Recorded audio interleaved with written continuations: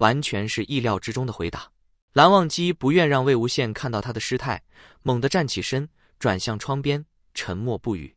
他说他不痛，可是蓝忘机觉得痛，时至今日，他依然很想替他痛。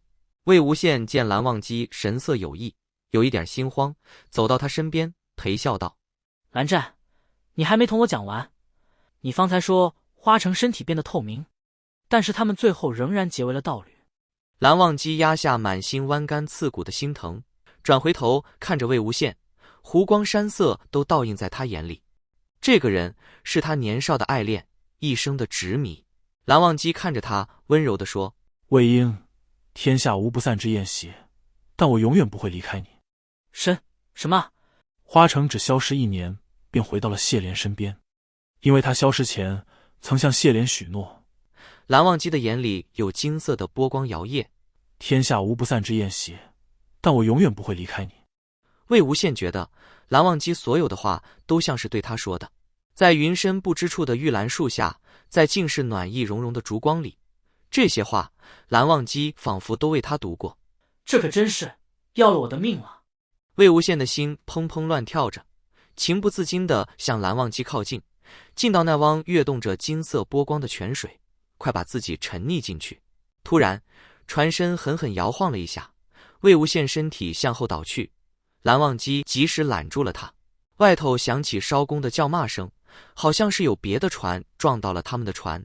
艄公叫骂一阵，走到帘边向他们致歉。蓝忘机掀开幕帘，走出船舱，似乎在对艄公说无妨。船舱外的声音听不分明，被湖水摇晃得细细碎碎。魏无羡慌乱地思索着，我方才是不是想去青蓝寨？魏无羡担心太晚回去会遇上萧敬，不希望蓝忘机违背家规，于是两人早早结束了游湖。在寻餐馆的路上，两人遇到一位卖花的小姑娘，篮中花朵枝枝带露，鲜艳芬芳。魏无羡挑了一只玉兰，几只相思豆，抬手就往蓝忘机衣衫里掏钱袋，姿态自然，动作熟稔，仿佛惯常如此。待钱袋掏出，魏无羡愣住了，这才发觉不妥，讪笑着要把钱袋还给蓝忘机。蓝忘机将钱袋放到他手上，都给你。魏无羡也不再客套推诿，付过钱，将花枝扎成一束。白色玉兰在红色相思豆之中含苞待露，若隐若现，十分美观。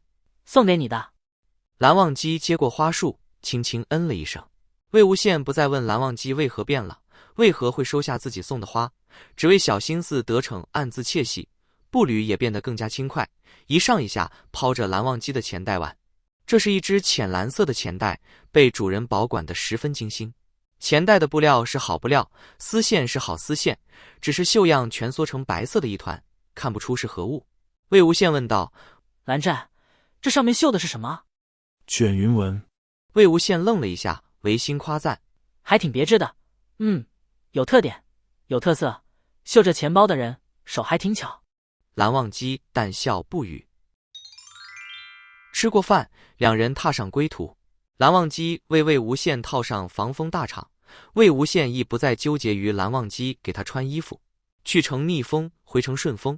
蓝忘机让魏无羡站在身前，十分自然的，双手环抱住他的腰，让他靠在自己胸膛上。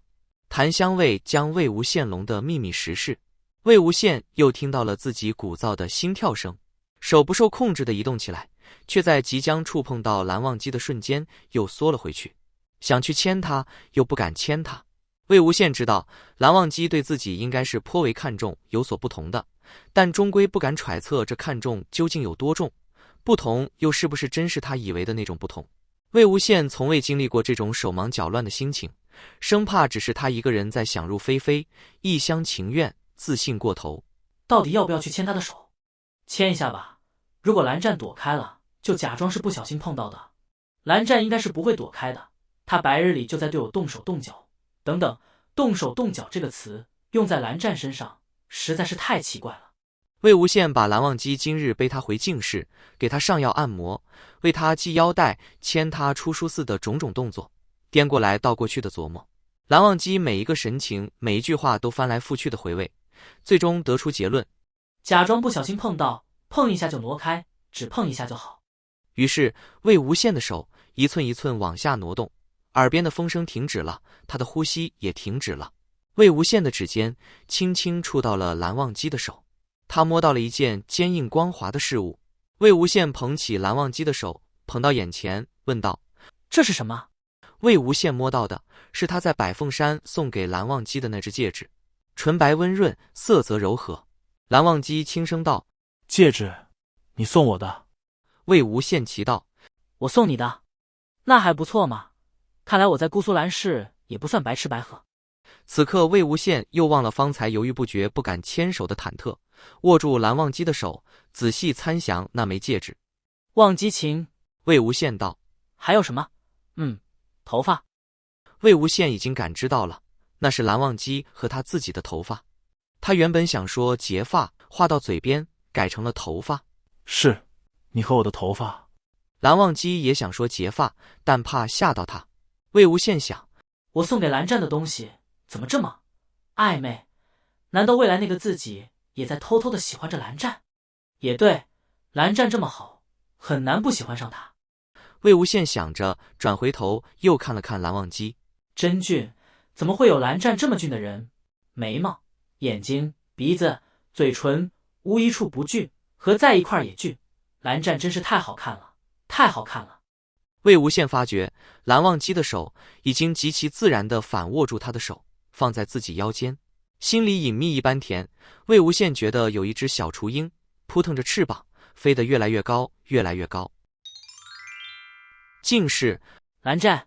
魏无羡的手指搭在浴桶上，无意识的一下一下轻轻敲击。这浴桶好大，两个人一起洗都绰绰，有余了。天啊，怎么说话的？这话会不会太梦浪了？蓝湛会怎么想？蓝忘机没有说话，魏无羡背对着蓝忘机，看不到他的神情，也不敢回头去看。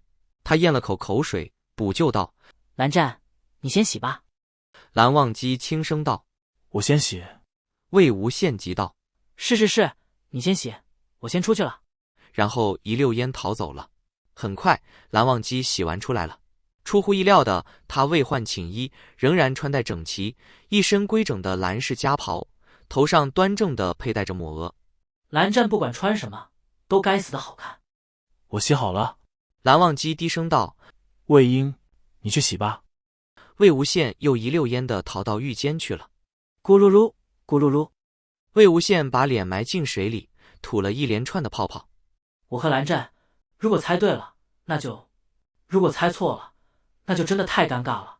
他还如何面对蓝忘机？蓝忘机还如何面对他？还是再多试探一下吧。魏无羡，你要忍住；魏无羡，你要忍住；魏无羡，你要忍住啊！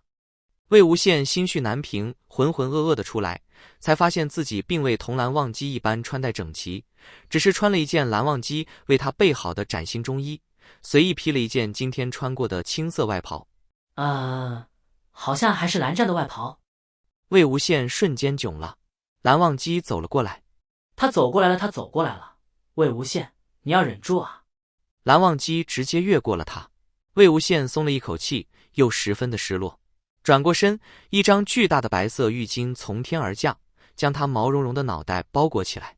蓝忘机道：“头发擦干。”然后拢住他的头，替他擦拭起来。隔着浴巾，蓝忘机的手指温和又有力地按揉着他的头皮。魏无羡整个人都酥软了，安安静静地站着，全世界都只剩下他发间的沙沙轻响。蓝忘机擦完他的头发，把浴巾挂好，重新走过来，手指穿过他的发丝，用灵力烘干了全部长发。所以方才为什么要用浴巾擦头发？魏无羡的脑子上在浆糊中突然听到蓝忘机问：“魏婴，你想睡哪里？”这真是个好问题。魏无羡抬起头去看蓝忘机，蓝忘机俊雅的面容上，眼神炙热的烫人，一路烧灼到他心上。魏无羡痴痴的道：“蓝湛，你睡哪里？”半晌，蓝忘机抬手指了指隔间。魏无羡，冷静。魏无羡道了声好，晚安，然后飞快地往里间逃了。蓝忘机独自躺在床上，默默背着家规。不急，要让魏婴完全的准备好。他的魏婴，这一次一定要让他有最好的体验。蓝忘机沉默着翻身再翻身，最后还是平躺在床，维持了雅正的睡姿。